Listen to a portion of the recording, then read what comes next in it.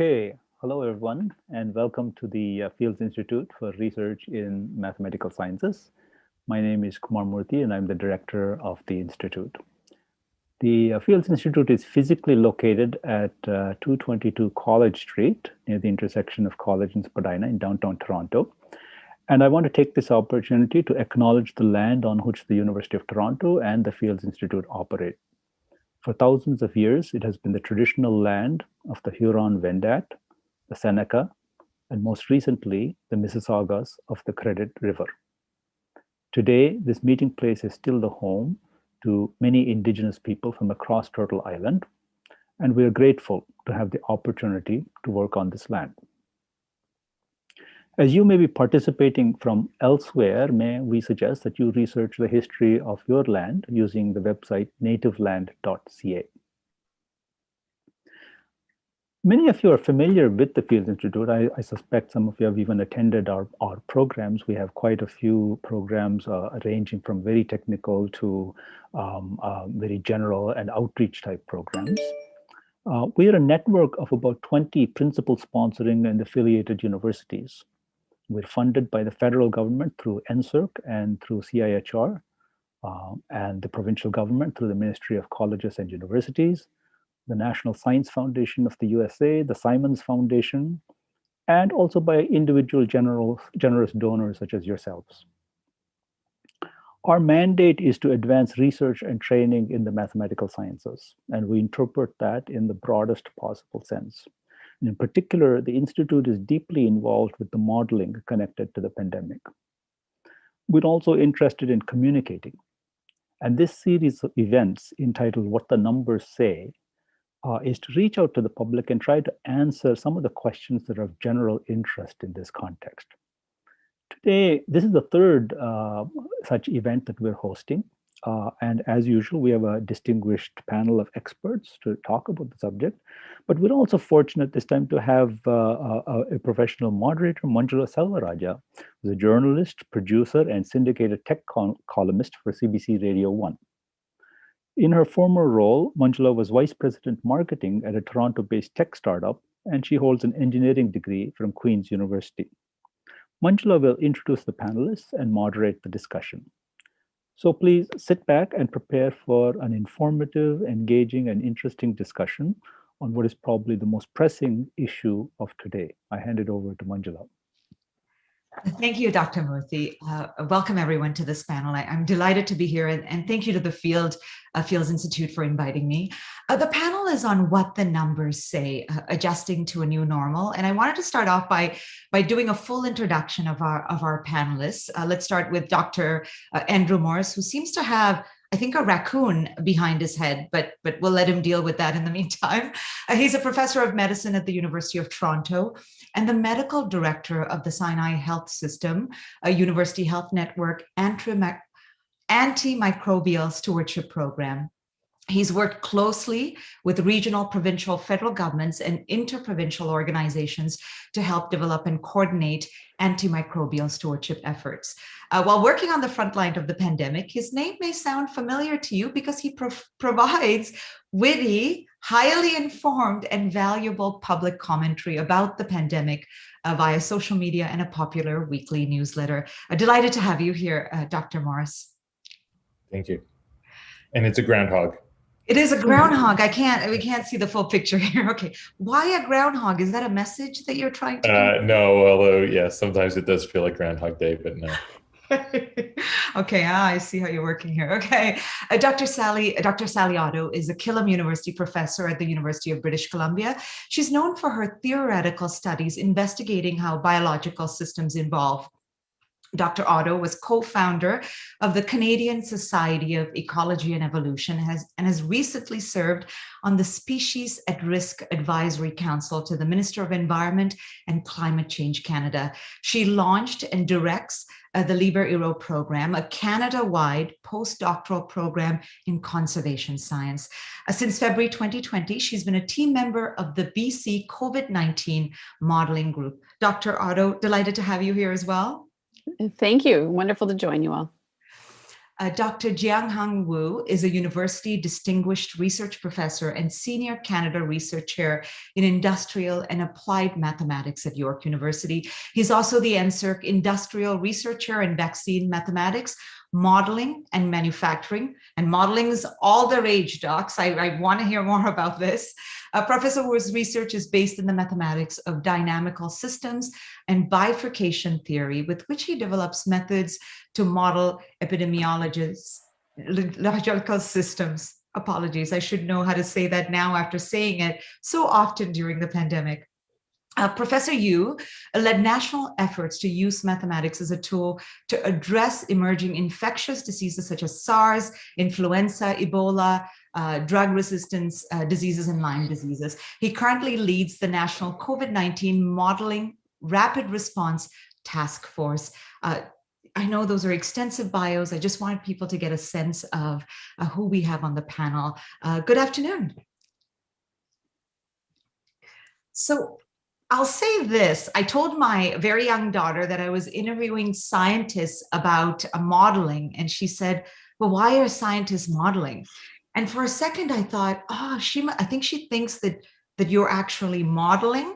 And I had to kind of explain to her what modeling are. And I could say you could all model, but for the sake of the safety of the country, I'm glad that it is scientific and mathematical modeling. And it's really a pleasure to have all of you here. So let's begin with a general question. From the modeling and the numbers we have, where are we now? Dr. Morris, I'll start with you. I may not be the right person to ask because I'm not a modeler. So I'm going to defer to my modeling colleagues. I can certainly comment further about where we are, but I think it might be good to start off with some of the modelers. Dr. Otto, I'll start with you then. You know, I think what's very interesting about the numbers is that this isn't about a virus. This is about human reactions to a virus. And so the modeling requires that we understand both how the virus is spreading from person to person, but then also how we react and what our behavioral responses are. And so we've seen that, you know, some people are saying, well, are we in the first wave or the second wave or the third wave? And those are really not the right way to think about it, because we're going to have as many waves as we react to spikes. So whenever the cases start spiking, we respond. So maybe what's different about the current spike here in Canada is that this is the first time we've seen a spike that's not just due to a change in our behavior, but due to the appearance of variants of concern. That is substantially different viruses with enough mutations in them that they're actually causing kind of different disease characteristics. Dr. Wu. Thank you, Manjula. I just want to mention that Morris brought a very first level predictors with you, mother. You have a groundhog with you. So I hope he can tell you when the COVID-19 winter will be over soon. I would like to start with a couple of numbers because I'm a mathematician and I like the numbers. First of all, it's good number, the Ontario, 40% of the adult population has received at least the first dose of vaccine. So that's good news. We can have better news, but I think it's a pretty encouraging number. However, we also have experienced the emergence of the virus concern. It's called variant of concern because it's more transmissible than the old virus that circulate in part of the country in the last year. So it's a virus concern because the transmissibility has increased. If it's increased like B117 to 1.5, what does it mean? That means 40% of the vaccination is just completely offset by the increase in transmissibility of the virus concern. So where we are now, that means that now we are no better than the situation in December of last year. Even with 40%, it's completely operated by the virus concern. The second number I want to show you is this magic number, reproduction number. So it was created by mathematical modeler, but who also happened to be a family physician. And this is a number that really tells you, on average, how many additional infections can be generated by a new infection introduced to the community. So where we are now, this reproduction number is about close to 1. So if the reproduction number is larger than 1, everybody know what's going to happen. And every decision maker know what they have to do, even though they like to make hard decisions. They have to do everything possible to reduce the transmission. So otherwise the disease is going to grow exponentially. So if the reproduction number is less than 1, everybody is happy, and we anticipate the disease is declining exponentially, and we are expecting the end of the outbreak, and we are planning for the reopen. So that's part of my field in dynamical systems, really tell you what the number tell you when it's larger than 1 or when it's less than 1. But what is not so well known to the public and to the decision maker is what's happening when R0, the reproduction number is close to 1. But we are now in this situation. This is the most dangerous time, because the bifurcation theory you mentioned when you introduced me says that if you double down your effort, so you're going to speed up the decline of the disease cases. You will buy the time for the public health to enhance the other public health measures like contact tracing, isolation, quarantine, and so forth.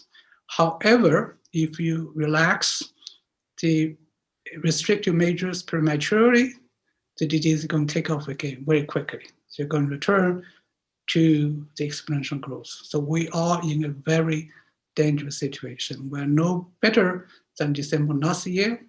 We're in dangerous situations that your behavior, as Dr. Otto just said, will make a huge difference. So I just want to clarify, because I might have missed it. So you're saying, where is that number now? We are close to 1. We are slightly below 1 in terms of Ontario, but we're very close to 1. So it's a very dangerous situation, can easily become larger than 1, then disease can take off. And is this the highest that it's been over the last, I guess, 18 months? No, that number was estimated to be about 2.5 in Canadian setting without social distancing. That was for the old disease, for all the virus circulating in the country, in the province last year. Now the transmissibility is increased by 1.5. So you're looking at that number without any social distancing, you're looking at the range of the number to be between 3.75 and 4. That's very large. The growth rate could be very, very high. Wow. Okay. Dr. Morris, I want you to chime in here on what the modeling and the numbers, what do they tell you about where we are now? I think as my colleagues just mentioned, it is a tenuous period right now. It's always more difficult when we have a lot more cases. I think that's one thing that the public may not recognize. There's kind of an inside joke amongst people who, like all of us, look at epidemiology, and that is that an exponential growth curve, it's actually the same curve and it's the same rate of growth no matter where you are on it. But to the average person, it looks like the rate of growth is changing.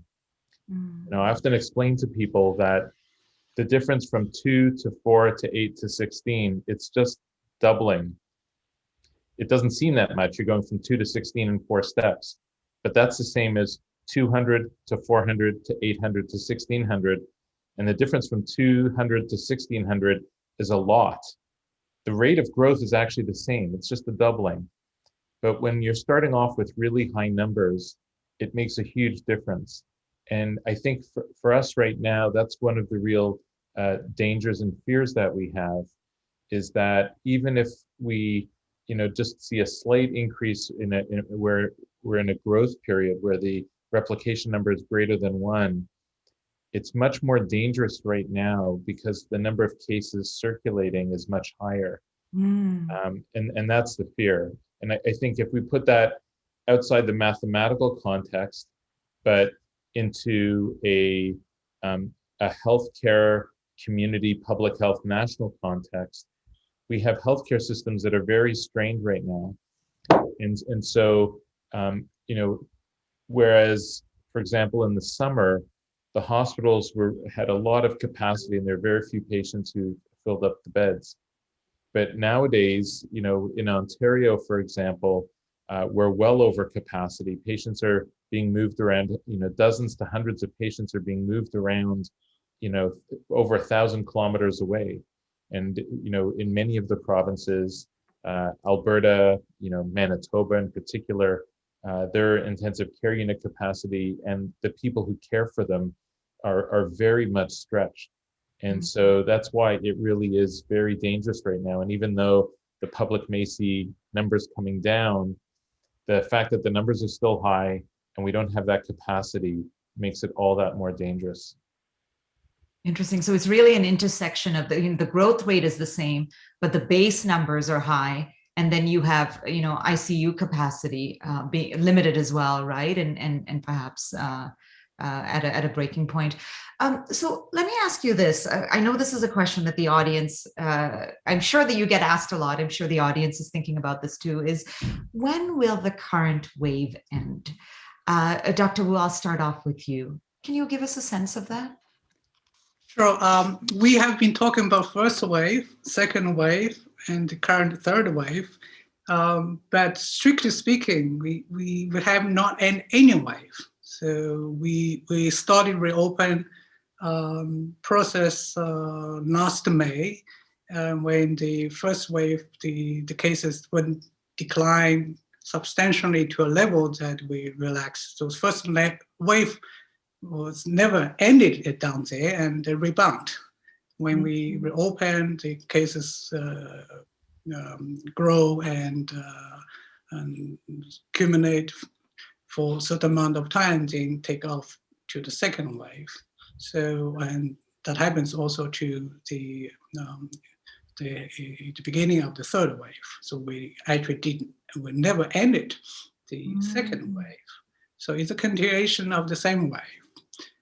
So when you ask me the question of when will be the end of third wave, that's really also depend on what do you mean by the end of third wave? Are you talking about the end of third wave in terms of COVID-0? Or are you talking about really the cases going down to double digit, to a single digit? So the situation is this. So it's predicted that by the end of May, about 65% of the adult population in Ontario will receive the first dose of the vaccine. So that's create a good condition for you. We talk about to relax the restrictive measures. However, as Dr. Morris, my dear friend, just mentioned, that there is a lag effect between the epidemic cases and hospitalization and ICU beds. So that lag effect will continue to play, that really the situation will not be possible, I mean, in terms of public health capacity, to talk about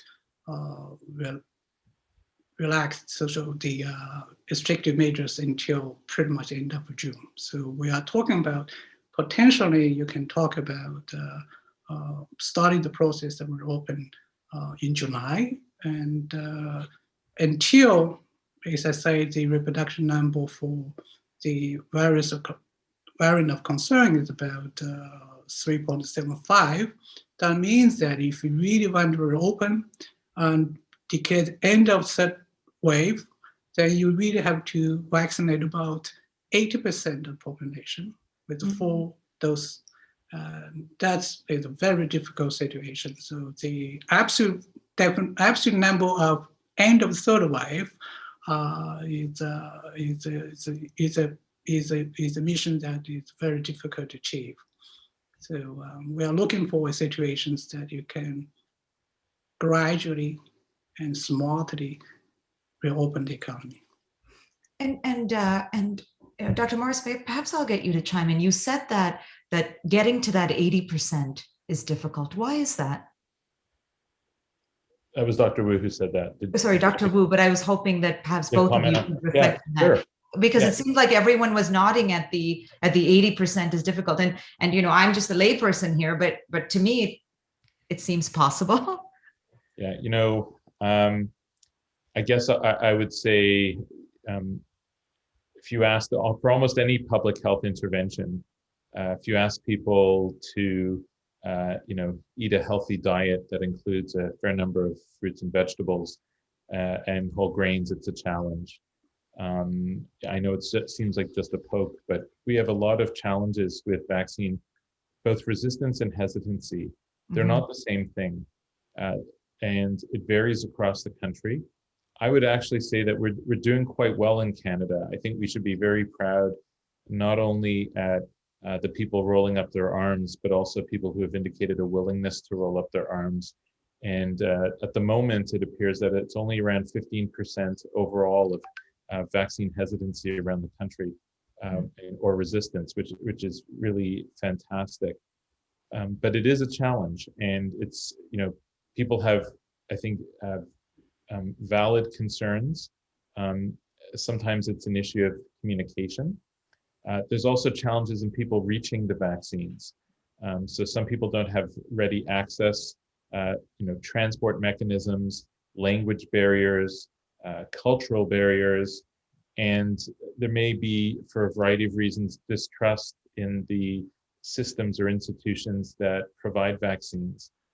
All of these things require, kid glove hands to, ensure that we deliver vaccines to the people who need them most, will benefit the most, and everyone else. And so what will happen, what we're going to see over the next while across the country, is a combination of these mass vaccine clinics, and those are going to be dealing with the people who are most mobile and least reluctant to get vaccinations. And on the other hand, we'll have more targeted interventions, hopefully involving family physicians, nurse practitioners, and other primary care providers, to make it easier for people to get full explanations, customized explanations. Because what we really want to do is certainly get the most vulnerable of our population immunized, and also numerically, as Dr. Wu just pointed out, as many people as possible immunized. The last thing I'm going to say about that is, up until just yesterday, that population was really people over age 18. We're talking about the overall Canadian population, 80%. And, a fair number, roughly 1/5 of our population are children or youth. And so if you don't immunize them, you have to immunize almost 100% of our population to get us to 80%. So, as we have younger members of our population eligible, it will make it easier to get to 80%. I guess around that, it's not exactly at 80% immunized, it's 80% immune. Our hope is that most of those people are immunized with vaccines, and it's not through being infected. We know that vaccinations work better than being infected. The immunity lasts longer, but I think it'll be a failure if a large percentage of the population get immunized by natural infection rather than protected through vaccines. And now that you've brought up children and vaccine, Dr. Otto, I have this question for you. Vaccines have been distributed to adults. This week, the guidelines were updated to extend vaccinations to ages 12 plus. There's this whole issue around vaccinating younger children, though. What are your insights on that, especially as it relates to the reopening of schools in the fall, or the possible reopening of schools in the fall? Yeah, so the latest news is that Pfizer, they released a study, and of all of the cases, so this was between 12 and 15, all of the cases were in the control group, and they 18, and they had no cases in the vaccinated group and no adverse effects other than the typical minor side effects of vaccination. So that's really good news, and it was showing strong efficacy in that age group. And we've already had the first under 15-year-olds be vaccinated in Canada. So that was the news this week. A 14-year-old, I believe, in Alberta was vaccinated yesterday. Here in BC, we don't know exactly what the rollout is for that age group. I suspect it's going to be June, July before we see the 12 to 18-year-olds vaccinated, but I think that will come in as long as they have enough vaccines to ensure that everybody older than that is vaccinated with their first dose and in time for their second dose. So it does help on many, many fronts. First of all, there's a lot of uncertainty and a lot of fear among children, and fear that they may get their grandparents infected, or that they, may be spreading it. So I think it will help allay the fears of youth that they aren't going to transmit the virus, as well as allowing more parents to just be a little bit more assured when their kids are going to school. Kids do transmit less, they're more likely to be asymptomatic, but they definitely do transmit, and they will contribute to that R. So the more vaccinations we can get, the more we can reduce the growth rate of this disease. And I should just add on this note that, as Andrew said, roughly on average, 15% of Canadians are hesitant. But if you look at the teenagers and the 20-year-olds, it's almost double that. It's closer to 30%. And I think that's partly because they think they don't need it, that they personally are unlikely to get sick. So why should they take a vaccine from somebody who needs it? And I think it's really important to emphasize, we're asking everybody to get vaccinated, not just for you, but to provide a halo of protection around those that are vulnerable in your community. So every person that gets vaccinated is just a slight reduction in that R and a risk of transmissions from person to person. Interesting. So let's get to talking about vaccines. We have a question from someone in the audience, Jackie Milner. Dr. Wu, for you. Here's the question. Will I be able to meet, when I've been fully vaccinated, will I be able to meet or hug someone maskless with a person who has been fully vaccinated? I think you should ask Dr. Morris, and you should call me Professor Wu, because it's a medical problem. And I think Dr. Morris will be more qualified to answer this question. Okay. Thank you. Thanks. I think in Canada, we haven't yet received official guidance about how people will need to behave. The vaccines are a really important part. Immunization is a really important part of public health control of an infection. In this case, COVID-19, and the protection that people get isn't just from the vaccine, though. It's also by making sure that there isn't much circulating virus, because people, even though they're immunized, they may not be 100% protected. And it's sort of like you're wearing a rain jacket that's so-called water resistant, right? And if it's absolutely pouring outside, you're probably going to get wet over time through it. Whereas if it's just sprinkling, you're not going to get wet. And vaccines function in many ways in the same manner, so that if there's tons of virus circulating and everyone's being exposed to high degrees of virus, you're going to have some degree of infection being transmitted, even if you've received both vaccinations. Mm. So, for example, right now where there is a lot of virus circulating, I have received both doses, but I wear a mask and feel the need to wear a mask when I'm indoors, both at the hospital and interacting with people. But if we get our rates down in Canada substantially, I shouldn't need to do that, and I shouldn't need to take probably any additional measures. Where that occurs, I think that's going to be a public health decision. I think what I can say fairly comfortably is that number needs to be pretty low. And the exact numbers, it's probably not that important, but it's got to be much lower than where we are right now. Professor Wu, another question here. As increasing numbers of people are vaccinated, I wonder whether we should still be adhering to public health measures. Is there any danger if we let our guard down that numbers will start to rise again? Yes, so definitely there is a danger if you need to cut down prematurely, and the case is going up. So when the activity is increasing and to levels, and when really we have not achieved that high level of herd immunity, then the risk of transmission in the community is there. It's just Dr. Morris emphasized, and social distance has to be maintained. So this is one way to reduce the space reproduction number to be no one. And it's a very important way to protect yourself and protect others. So I'll throw out a question from the audience again. Miss Zhu, Miss Zhu has sent in this question. Is there, and any one of you here can take that, is there a distinct difference in the vaccines created by Pfizer, AstraZeneca, and Bio in terms of efficacy towards the variant strains? Who would like to take that? I think you're muted, Dr. Otto. Thank you. I'd be happy to weigh in on that. So this is still an area in which we need to know a lot more information, but B117, the efficacy that we're seeing is really high. For example, in Israel, B117 is now the majority strain there, and they're seeing 90% plus efficacy. So that's really good news because, well, here in British Columbia and across Canada, of the variants, that's the most common variant. But the variants differ, and they differ in their properties, and they differ in the mutations that they carry. The one that we're most concerned keeping an eye on is B1351 from South Africa, P1 as well.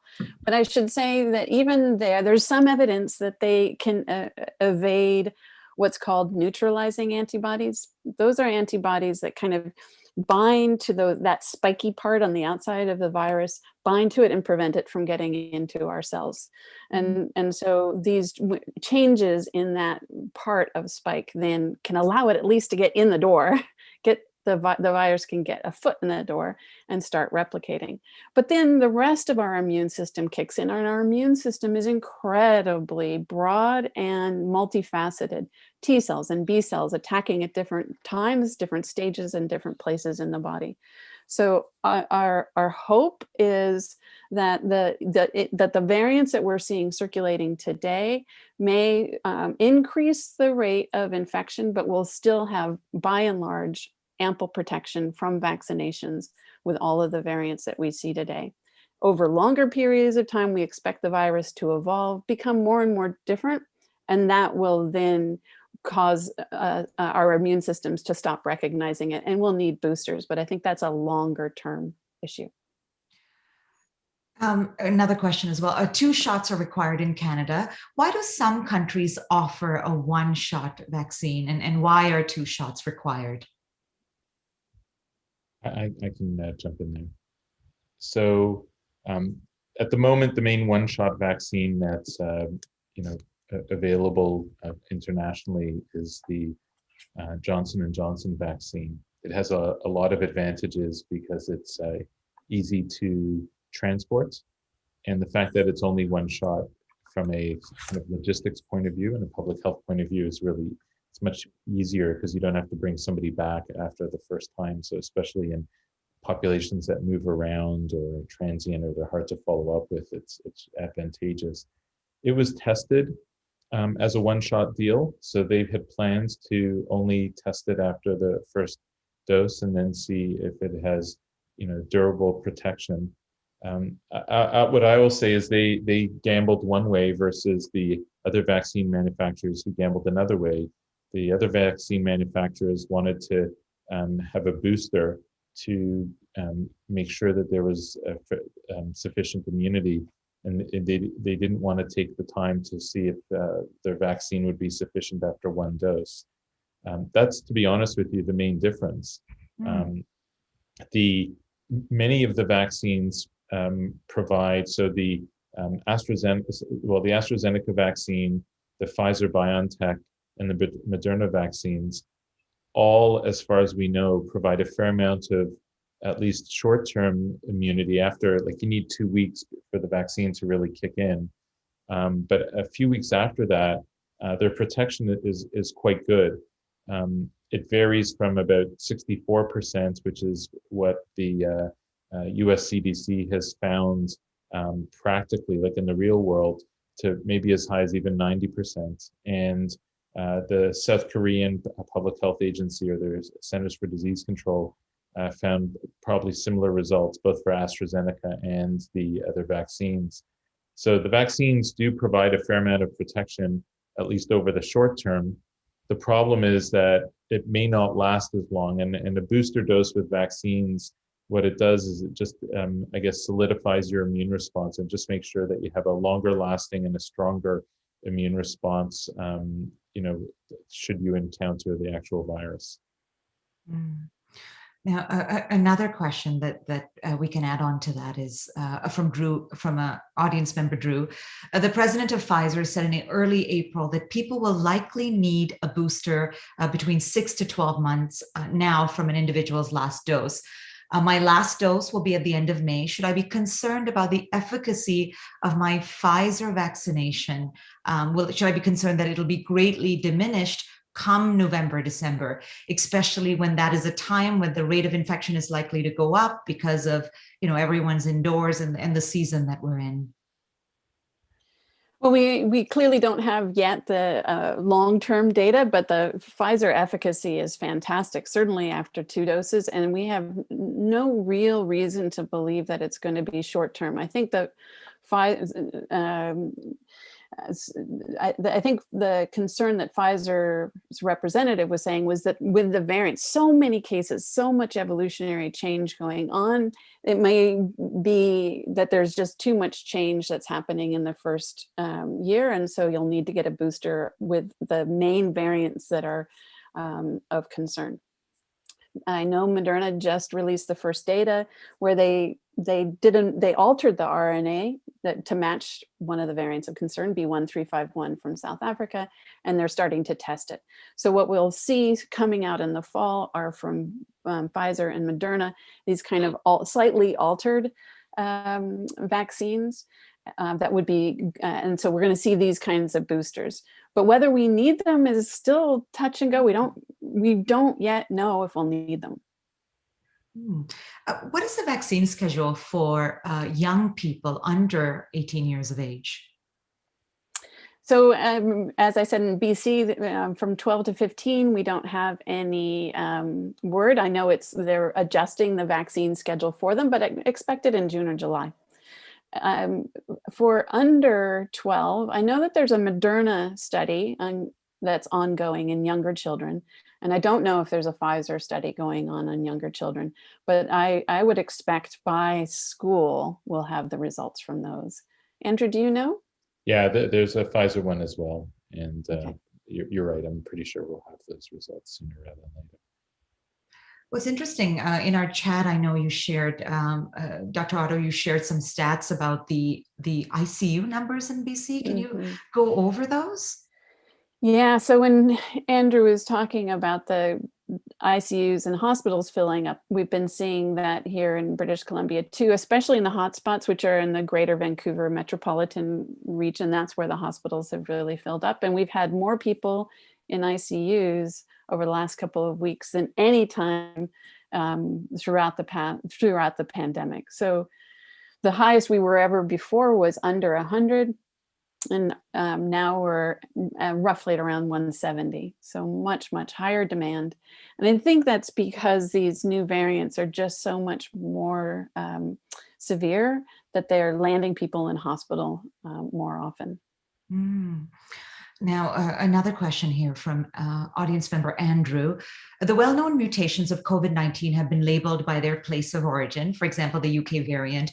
However, from testing, people have been found to be infected in another country with the same variant, like Canada, for example, with no evidence of them having traveled to the UK, any evidence of them coming into contact with people who have traveled to the UK. Does this mean that the same mutation can occur independently in several places? Let me answer that. So there's a family tree. It's called a phylogeny of the whole virus. And we draw this family tree from all of the sites throughout the whole genome. And as the virus transmits from person to person to person, it changes. But most of those changes are teeny tiny, like one change in the entire genome every 2 weeks, roughly. But that allows us to see where people are moving. And the caller or the comment is exactly right, that a new type of virus, a new variant can arise in one country and then move from country to country to country. But we can use the genomes to tell us who's related to whom and where that virus traveled. But am I to understand that therefore they can actually even, I thought sort of mutations, I don't know how the right term to say, but it's kind of like luck of the draw. Can they actually, the same variant occur or develop independently? Well, we're not seeing exactly the same variants because they have, let's say, 40 mutations somewhere across their genome relative to the ancestral virus that came out of Wuhan in late 2019. So they don't all have the same 40, but they'll often have certain of those mutations will be in common. So for example, N501Y, that means the 501st amino acid in this spike protein has changed in its amino acid in the protein structure. And so that particular mutation we see appearing in several of the variants, like it's in B117 as well as in P1. And we think the reason for that is twofold. That one, there are certain changes that are allowing the mutations to spread better from person to person to person. So that could be part of it. And the other part of it is that these variants, they don't have the normal number of mutations that you'd expect for how long they've been, when they were sampled from that ancestor in Wuhan. They seem to have a burst of additional mutations. And scientists are thinking that that burst of mutations is very, very similar to what we see in immunocompromised individuals, people with weakened immune systems that have a really, really hard time, struggle for months, over 6 months in some cases, to throw their COVID infection and to get better.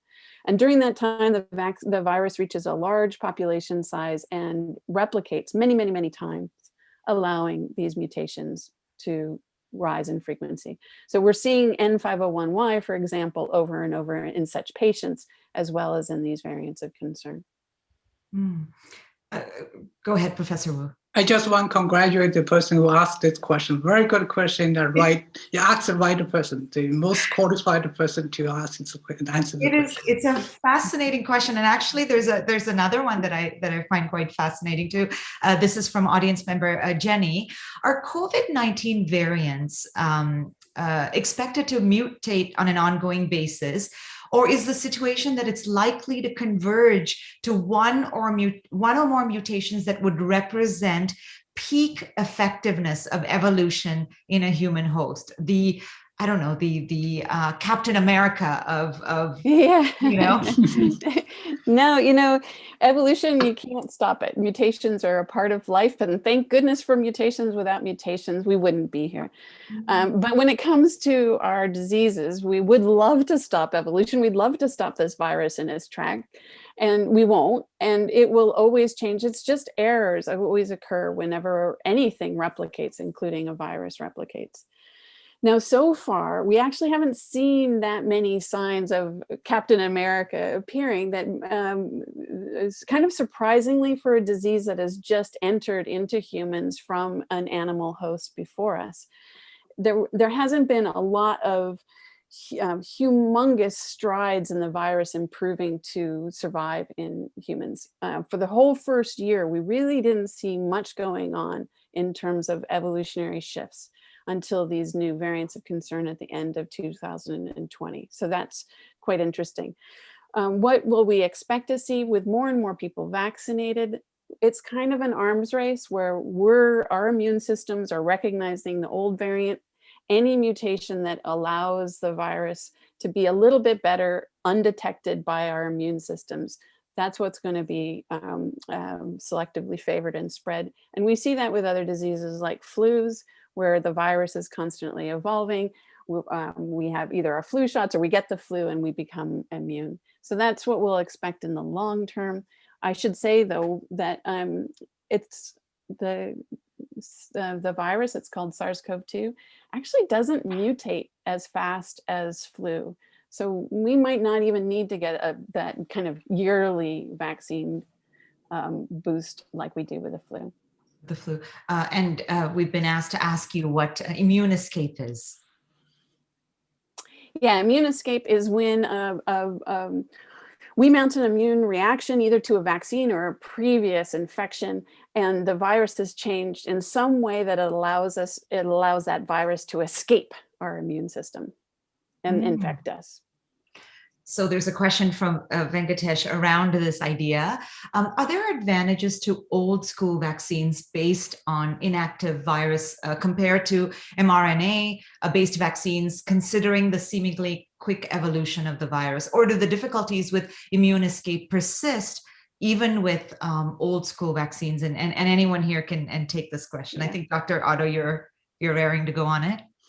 I am, but I would love to hear the other panelists weigh in on this. I would say there's real advantages to the mRNAs because they can do these really kind of quick updates with the variants of concern. They can update the mRNAs that are actually inserted into our bodies. So that's a real advantage. The other real advantage is it's a teeny tiny vaccine and only one protein is inserted. So the chances of other impacts going on. I know one of the questions with adenovirus is, or these other viral vectors, is maybe you already have an immune reaction to it so that the vaccine isn't as efficacious because your body already reacts to it. Yeah. But that's where Andrew has more expertise. Yeah. No, I think that there, as Dr. Otto pointed out, there's huge practical benefits from having a vaccine that you can manipulate tremendously. Mm-hmm. At the end of the day, the way the vaccines work is we're really just trying to provide a bit of the virus that our immune system will learn to attack, and that it will therefore recognize the virus itself. And that spike protein is the one that, because it's the main sort of pathogenic or disease-causing part of the virus, and that's what causes it to attach onto cells in the human. That's what the antibodies develop against. And so pretty well all the vaccines that are available now, I shouldn't say pretty well, all of them are designed to develop, for the human body to develop antibodies to that spike protein. The real beauty of the mRNA vaccines is that it teaches the human body to produce those spike proteins themselves exactly in the way you want it to, whichever sort of variant of the spike protein that you want, and then your body develops immunity.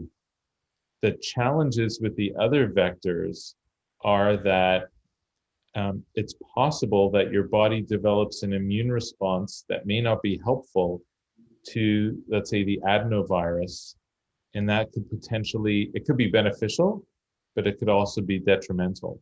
And in fact, some people may have heard about the rare clotting events that have occurred related to the AstraZeneca vaccine, and the likely explanation, and because it's seen in the two adenovirus vaccines that are widely available, the J&J or the Johnson & Johnson vaccines, and the AstraZeneca or Covishield vaccines, both of those are adenovirus ones, and they both create or have the potential to create that immune-mediated clotting problem.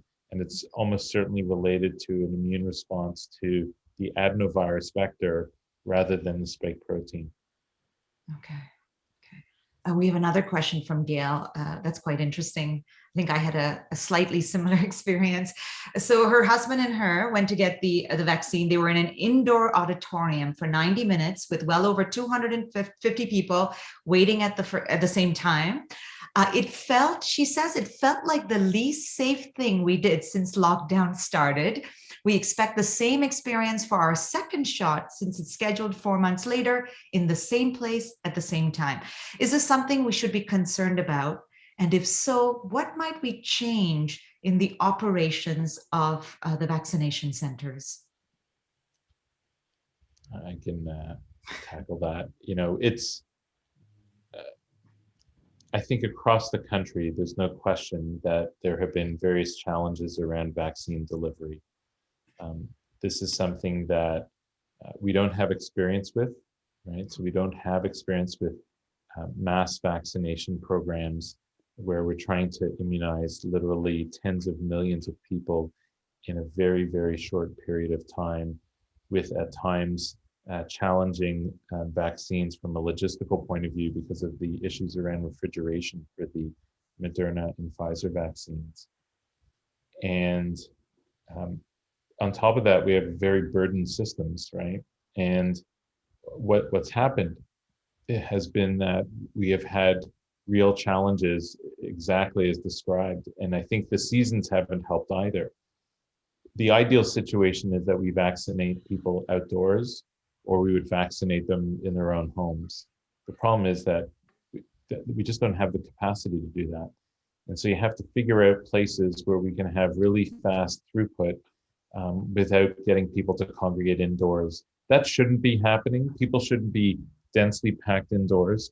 And if they are, it should be in well-ventilated buildings for sure, ideally with everyone masked, etc. I know for sure that that doesn't always happen. That's a problem. And I think that the various public health authorities who are involved should be made aware if it's less than ideal. Okay. I want to add to this discussion.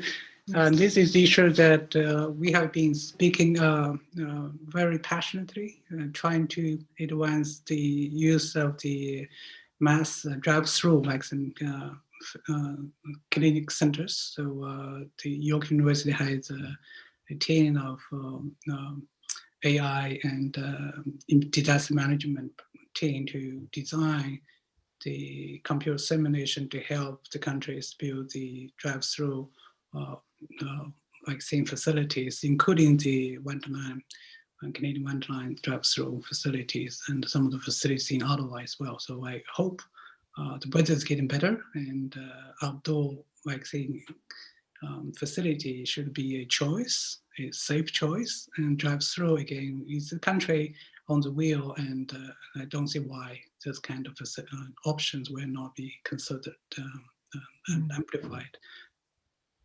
And Dr. Wu, I had another question for you too, just tied into this idea of the speed of vaccination. This is a question from Eduardo. Considering the speed of vaccination around the world, what kind of COVID-19 dynamics would we expect? This is really projecting. Would we expect in the next 2 years at a global level? Good questions, because we are working on some of the projects related to mass gathering in some major international events like HOSH, like Olympic, and so that's really related to how globally one can achieve this herd immunity necessarily allow the global travel. And it's a very challenging issue given the vaccine supply, and it's a very unfair situation that some of the most rich countries, small portion of the countries are taking vast majority of vaccine supply. So achieving this vaccination, necessary coverage for the global economy to be reconnected again is a huge challenge. So I can anticipate in certain part of the world that you would have a sufficient amount of the vaccine available to cover the large portion of the population need the vaccine, but the all countries that you really have to find innovative solutions for combining the limited growing supply of vaccine along with other things. I know some of the very innovative approaches, for example, adopted in South Africa, that combine the vaccination along with the rapid testing to really identify who has a certain kind of immunity gained from the natural infections. And they also combine this with AI technology to identify the most vulnerable populations and to also identify the transmitters, so the people who are most active to transmit the diseases. So this kind of combinations together will help globally to really have an integrated approach. Using vaccine is a major tool, is major medical interventions to fight with the COVID-19. So in the next 2 years, I feel that global economy will be resumed, some connections, and global travel will be possible, but I assume either it's regulated by government or by government agencies, or is forced by the industry, that certain kind of immunization passport, vaccine passport, will be necessary for the global travel. Vaccine passports. Okay, let's talk about vaccine passports. Actually, before I get to vaccine passports, let me. I want to throw in a question from Brinja. Brinja's wondering what conditions may be required. Since you've started off this conversation, Professor Wu, talking about travel, what conditions might be, and anyone here can jump in, what conditions might be required before the US-Canadian border could be opened? I can talk about that a little. And US is the vaccination rollout is wrapped up very quickly, and so they might have a better protected population than actually we used to be. We used to be in better positions, and so the open the border is a more of both the countries will be in equal position now to consider with the border should be open. I think we will not be able to open unless that we know the situation in either side is fully under control. And so you would have clear information about really the rule of the importation. Until that happens, then surveillance system is not fully established, then it will be difficult to prevent a local outbreak, for example, if the real outbreak is under fully controlled. But I think this is going to be resumed.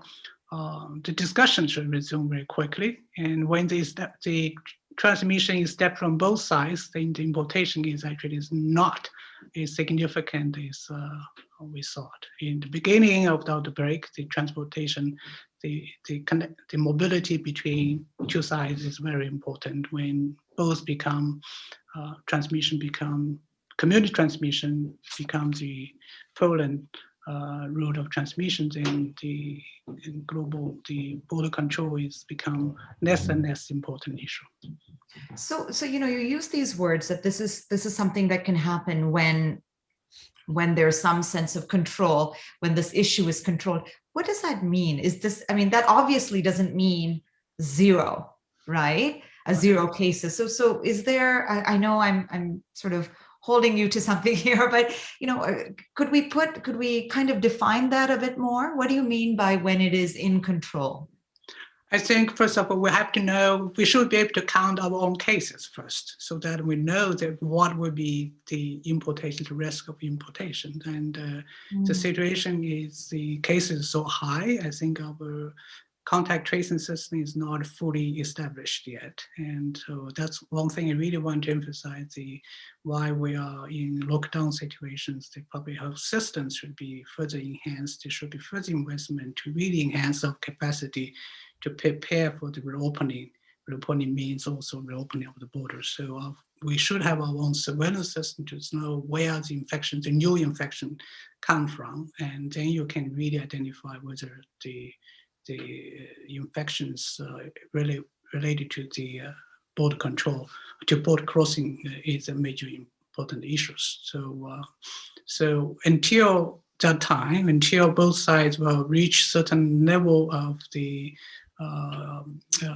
vaccine coverage, that we feel the situation is under control. We don't want to have new infections really imported to our system when our health system is under severe conditions like right now. So I want to get to this discussion about vaccine passports, but this is a question for me, just out of curiosity. As a journalist, I get up and there are certain things I look at and certain numbers that I look at. I'd be curious to know when you guys or folks wake up in the morning, what is that one number or one thing that you look at that gives you a sense of what the situation is? Is there something that you look at? I look at case numbers, I look at hospitalizations. Okay. Yeah, I would agree with that. I think I look at probably more than that. You know, I think it's the same thing, but you know, it varies, for example, on how much we're testing. And I think what will happen over time, what should happen over time, is not only the case numbers will drop, but inevitably what will happen is that we will hit a point where the proportion of people who get sick, who get infected, but don't actually get sick and require hospitalization will change dramatically, right? And I think that's our real goal here, right? Is that we obviously want very few numbers, and we also not only want very few numbers, but we want very few of those people who do get infected to actually get sick, you know, and end up in hospital. And so those kind of numbers are going to be really important for us to understand. When we start seeing few people being admitted to hospital, I think we'll know that we're really far ahead. What we've seen internationally, I'll point out, especially as I guess the model country for this is Israel, the number of cases that they have is literally fallen off, and you know, so they have very few admissions to hospital. They've actually had some days where they didn't have anyone admitted to hospital, and I think that's what we're aiming for. My expertise in dynamic systems. That means that we follow the Newton's mechanics principle that I locate the change rate. So I locate really when the reproduction will change. So the way Dr. Morris just mentioned, when the reproduction number don't change, it fluctuated R0 equal to 1, that says very significant, means that's the level where the infections is highest. And when I see the decline rate is changing, is accelerating, then I will see the decline is going to decline much faster than then I can tell that something happened, either positive or negative side. So I look at the next level of mathematics as really the change rate. Well, that's fascinating. So let's get to a question from Jackie. The news about the possibility of a vaccine passport for future travel. What do you think the likelihood of this is here in Canada? And is this a good method for keeping us safe, or are there some potentially harmful implications here? We've had vaccine passports required for yellow fever in many countries around the world. That's a pretty common requirement. I could see some countries will require evidence of vaccines. We've required evidence of recent rapid testings. It seems similar to that.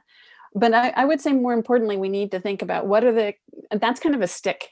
What are the carrots and what are the sticks that we're going to use to get that number of vaccinated individuals above 85% that Andrew was talking about? How are we going to get it so that we have enough of a buffer of protection? And the other thing is, while we only have 85% protected, that means we have 15% of Canada that is susceptible still to the ravages of COVID-19.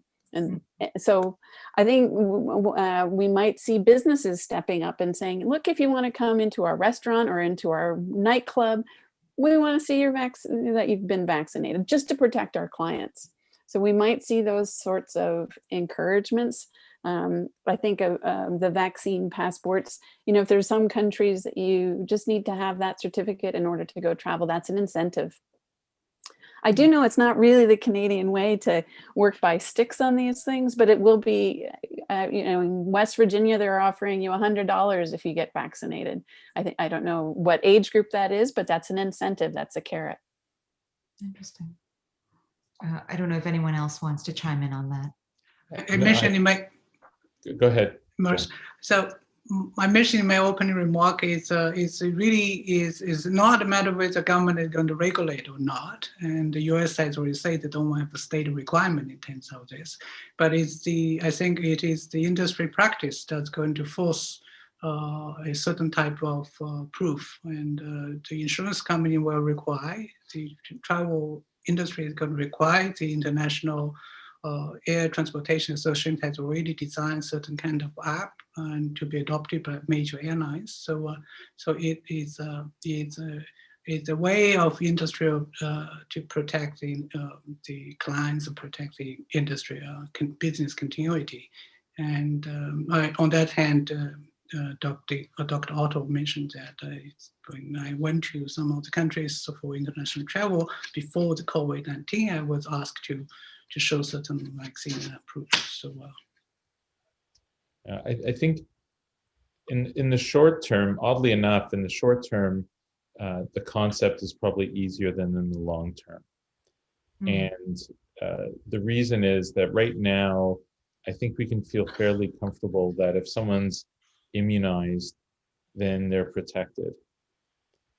What is definitely a foreseeable event to occur sometime down the road is being immunized, with your set of 2 series, unless it's the J&J with 1 series. So I'll say just fully immunized may not actually mean that you're protected. And that's, with the concept of needing boosters. And there may be regionalities to that kind of protection. It may be dynamic, and being able to control that and then decide, and when do you say that somebody's protected? So, what's the period of time between, for most recent vaccinations, which is different than most other viral vaccines that we've had in the past. If you're vaccinated from hepatitis B or, vaccinated for yellow fever, you're vaccinated. And this is a little bit different, and it will add some complexities to it, potentially. I think there's a lot that we still have to figure out with this, and there's still, I think many people believe that we won't be able to eliminate, let alone eradicate, this disease. But I think that the jury's still out on that, and I think that's the most likely outcome. But I don't think we really know. We've definitely seen countries successfully drive the numbers down really, really far down. And so it's possible that if we had global immunization, we may be able to see this go away, but we really don't know. There's a question from Kirsten here. With the news of the risk of clots from AstraZeneca, is it possible to, say, start with 1 dose of AstraZeneca and then have Pfizer? Yeah, so in my newsletter, I sort of wrote about that comes out tonight. I wrote about it, but I'll say something semi-controversial, which is, I think anyone in Canada who got the AstraZeneca, they should feel quite comfortable that they're well protected with their first dose. It's my belief that nobody in Canada should be getting the AstraZeneca now. I think we're getting so much Mrna and Pfizer that the availability that I just don't personally see the need for increasing or absorbing the added risk. And we've mixed vaccines in the past before, and there's a very little reason to believe that being prompted by one different antigen or spike protein to stimulate your immune system is going to be significantly worse than getting the 2 doses. We have very little reason to believe that. We've done this in the past, and I like I said, I personally think it's hard to justify, ongoing unless Alberta may be the one exception, because it's just so rip-roaring in Alberta right now, and they may not be able to just get enough people the mRNAs. But we're getting roughly 2 million doses in Canada each week for the next few weeks, and then it'll be up to 2.4 million. And there actually isn't even that much AstraZeneca left anyway. So we're not really saving lives by vaccinating, by continuing the AstraZeneca. I would say that I have a somewhat different opinion, but it's interesting to hear yours, Andrew. With the blood clotting is super, super rare.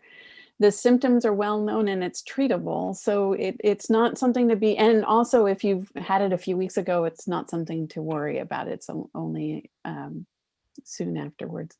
But I hear that you're right, given that we have Pfizer and Mrna.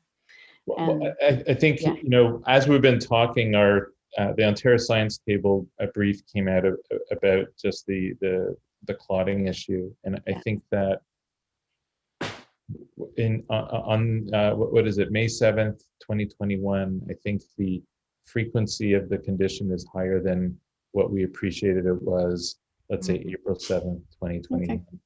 Okay. So I think that informs me, I think a bit about it. It's just that the incidence is different than what we thought it was even a few weeks ago. Interesting.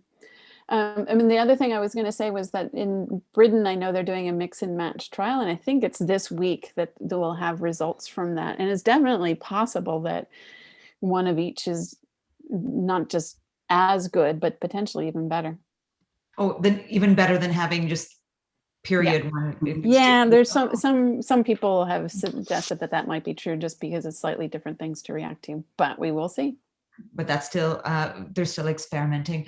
Then let's talk about vaccines. I mean, given, this is a question from the audience as well. Given the vaccine test was performed within certain limits of time and population, should we be concerned with the side effects of vaccines at large scale? The person says, I've heard effects of things like thrombosis and infertility. Yeah, so I think the infertility is I think total nonsense, even though that myth has been spread around quite potently. It's actually a major cause of vaccine hesitancy. There's no evidence whatsoever about infertility at all. The thrombosis risk is one. It is uncommon, and it is something that we recognize over time. One of the things that I think is really important to understand is we've never seen in the history of vaccination, and we've had vaccination for a very long time, we've never seen long-term effects of vaccines. The effects are short-term. They appear relatively soon thereafter, and then we don't see them. And fortunately, the reasons why, for example, a very unusual and weak signal like these unusual clotting disorders, they were recognized because countries have very good vaccine safety mechanisms in place. And to me, the fact that quite early on, we were able to identify even the clotting problem within just a few months of it being used, to me gives me tremendous assurance. I am now extremely confident that we've been able to identify this, for sure, with the Mrna and Pfizer, all the problems that we would anticipate, especially because of the countries where it's used. They have very good systems in place and they've looked for them. There's always going to be some really, really, really, really small signal, but those aren't going to be important, to be honest with you. It's always a balance, right? When I explain it to people, the truth is that there are recorded cases of people suffering injury from a seatbelt. That doesn't mean that seatbelts aren't beneficial. You are going to have some downsides from almost anything that you do. The question is, if you're wearing a seatbelt and you're in your car, are you more likely to survive wearing a seatbelt or not wearing a seatbelt? It's the same thing with vaccines. Are you most likely to be alive and healthy with a vaccine or without a vaccine? For the mRNA vaccines, it's a no-brainer. In many situations, for the AstraZeneca vaccine, I'm going to say it's also a no-brainer. The difference is now people they shouldn't have to choose between them where there's that slight increased signal with the AstraZeneca in Canada. We have these the different vaccines that are just have a safer signal now. But if I were in another country and all I had was AstraZeneca, I would take it. The seatbelt analogy is a really good one. I would say these mRNA, the technology of it is incredible. There's not a virus going into your body. It's not even in the code for making a virus. It's just one part of it, one protein of it. So it's probably the safest vaccines we've ever had for anything. And, we have to talk about a lockdown. There's a question about that too, that I think is quite interesting. Do you think that mass implementation of rapid testing would be a viable solution as opposed to a provincial or a national lockdown post 50% of the population getting vaccinated? Yeah. So I think that there's so much uncertainty in exactly where that herd immunity level is. It means that we're not going to be able to go and open up everything. We're going to have to do this in layers and retain some layers of protection until we get the cases down to zero or near zero, as Andrea mentioned. And so I think that rapid antigen testing is a really important layer. And I suspect that for two reasons. Well, first of all, COVID has always been associated with a certain fraction of asymptomatic people that have no symptoms, either because they don't yet have the symptoms or they never get the symptoms. And some of these breakthrough cases where people that were vaccinated still get COVID, those seem to have more asymptomatic cases, more individuals that are getting really mild cases. And so in order to detect them, we may need to really increase the use of these rapid testing procedures to catch those people that just feel fine and aren't aware, but may and have been vaccinated and still feeling fine, and yet may be carrying the virus and passing it along. So until we get the cases down, we're going to have to include layers. And I think the rapid testing is a great layer to add in. Denmark is doing this, I think, weekly. The United Kingdom is allowing anybody who wants a rapid antigen test to get one. And that just allows us to monitor and make sure that we don't have cases running around that we don't know about. It's also a very important layer when we really think about reopening, when the activity is increasing, there's a really one layer of protections. No, that is a very good point as well. I'm going to throw, I think we have time for a couple more questions. What factors should we think about when we want to do non-essential travel? Should we be sticking to outdoor activities like beaches or hiking, perhaps, mountains? Outdoor is good. Yep. I think that's what we've learned. There's of the many things that we've learned, got right and wrong over the course of the pandemic. Outdoors is in general an incredibly safe space for COVID-19. And so I think that the more we can have people outdoors, the better. Maybe I can challenge my friend Morris. We both like basketball. Do you think it's playing basketball either indoor or outdoor? Yeah, so so full disclosure, I advise to Basketball Ontario. The outdoors, absolutely. I think indoors with unvaccinated people, and I feel rather uncomfortable with that at the moment. I think with vaccinated people, it changes everything. But in the absence of vaccination, we would have to have our cases really, really low down, and I think it is really a problem. It's not the contact nature, but it's all the other stuff that goes on, and you have people who are gathering around close together, not wearing masks, and it's very hard to get people to wear masks. So unless you do it masked and a low number of cases, I think you're going to have to wait for vaccines. Any other thoughts on that? On outdoor. So let me get to talking about this idea of the new normal, and first of all, I think we have to define what we mean by new normal. I think Professor Wu, you mentioned that there might be a possibility of a little bit of a breakthrough in July. Is that right? Okay. Yes. So what could that look like? Like, is that, obviously it's still with some public health measures, but could you give us a sense of what that could look like? Right, so this depends on what vaccination is going to look like. And we know by the end of May, we're going to have 65 of adult population in Ontario be potentially vaccinated with the first dose. And then you take a few months to get a second dose to all those individuals who want the second dose. And that will create a condition. And starting from July, you can think about limited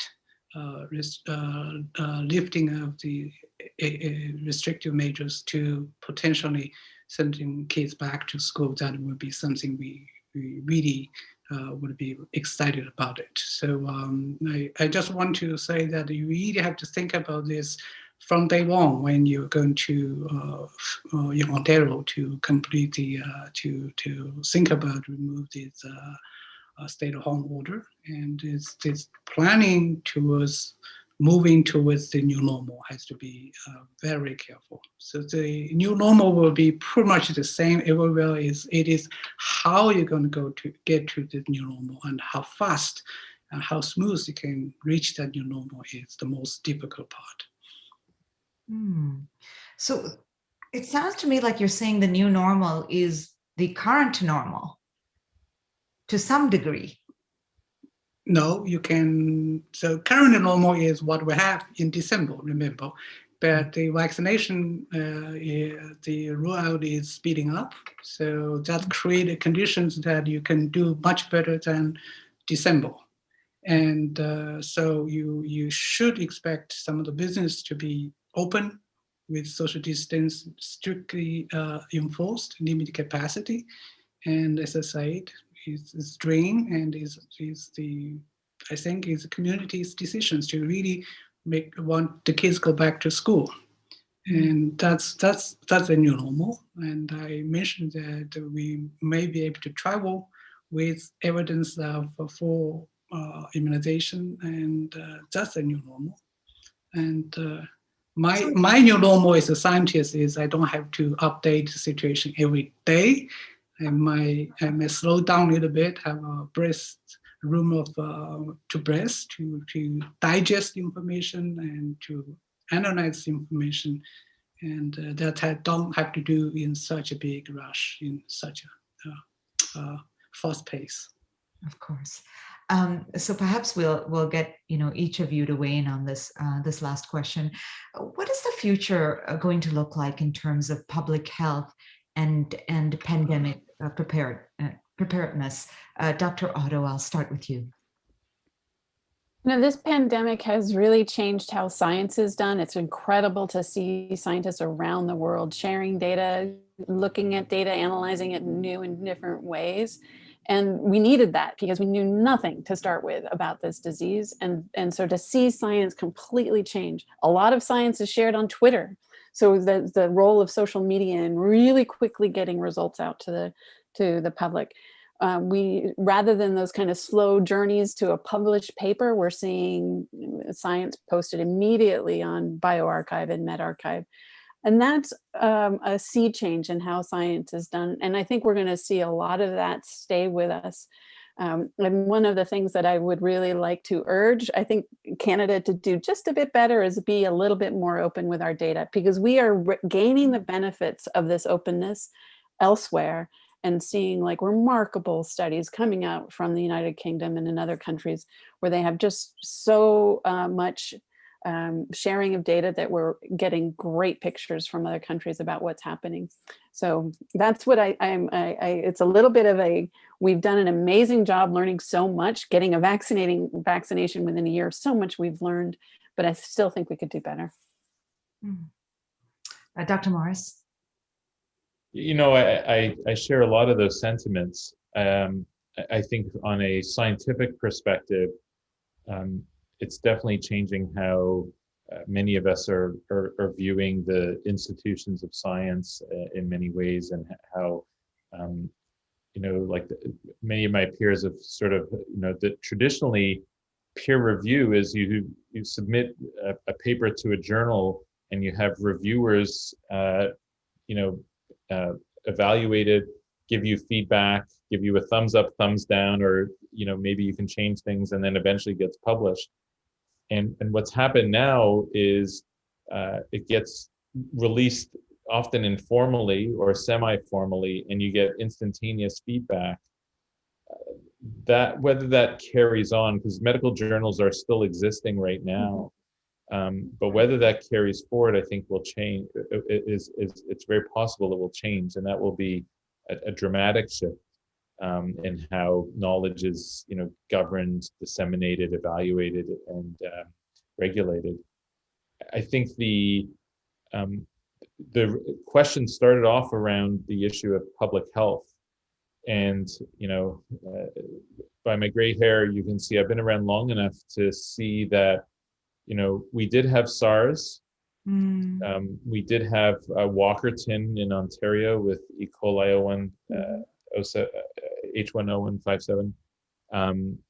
And we've had a bunch of other public health issues with, Lyme disease, West Nile virus, a bunch of things that either acutely or more long-term. And despite all those things, public health has been massively neglected on a federal level and provincially. There's always a lot of energy right up front and shortly thereafter, and we'll never let this go back to how it was before. But it's a very small percentage of our federal and provincial budgets are put into public health and all the things that are required to protect the public. I would love to be proven wrong and say that that's going to change now. I'm really uncertain. I'm very uncertain. It's a neglected area, and there are many fields and science fields that are involved in public health. A lot of the stuff I do with antimicrobial resistance is around that, and up till now it's been neglected. I think that will be the measure of whether we have learned or not our lessons. Will be what do we structure and how much is really put in to change the future around this. Well, it's interesting, Professor Wu, because you were instrumental with your work during SARS, so you can probably even reflect on what Dr. Morris has just said about, do we learn from these things and build better systems? Tell you what, so after the pandemic flew, and we did organize the workshops in Winnipeg along with all the countries, disaster managers from province and from country and from territory. And the title of the workshop is Lessons Learned from Pandemic Flu. Did we learn the lessons? No.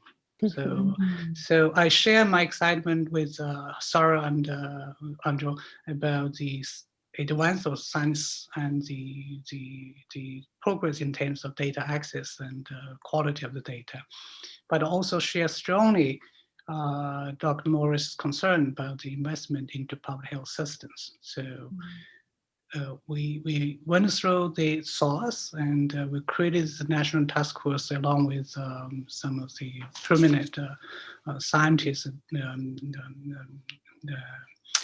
Donna No and Alice McGee and SARS doctors really supporting this scientific effort of modeling and to inform the decision making. And this network was really mobilized to really prepare inform the pandemic influenza. But I think after pandemic influenza, what happened in the Public Health Agency of Canada when the primary early warning system was dismantled just right before COVID-19. So you saw we learned lessons from our success in 2010.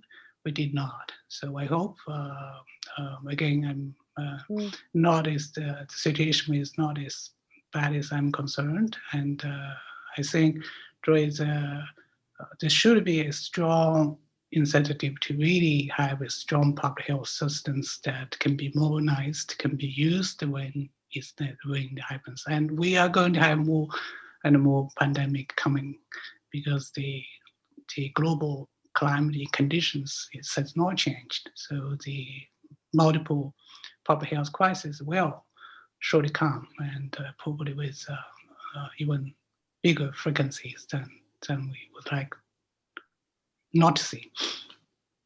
Well, on that note and that ask, thank you. Thank you for this session, and thank you for speaking so frankly about these issues and answering the questions from the audience. A great discussion, and I'm hoping that perhaps, this is a session that can happen more often. I think the audience certainly found it useful. We had a ton of questions in. So thank you, Professor Wu, Dr. Otto, and Dr. Morris, and to Dr. Kumar Murthy and the wonderful team at the Fields Institute for hosting us.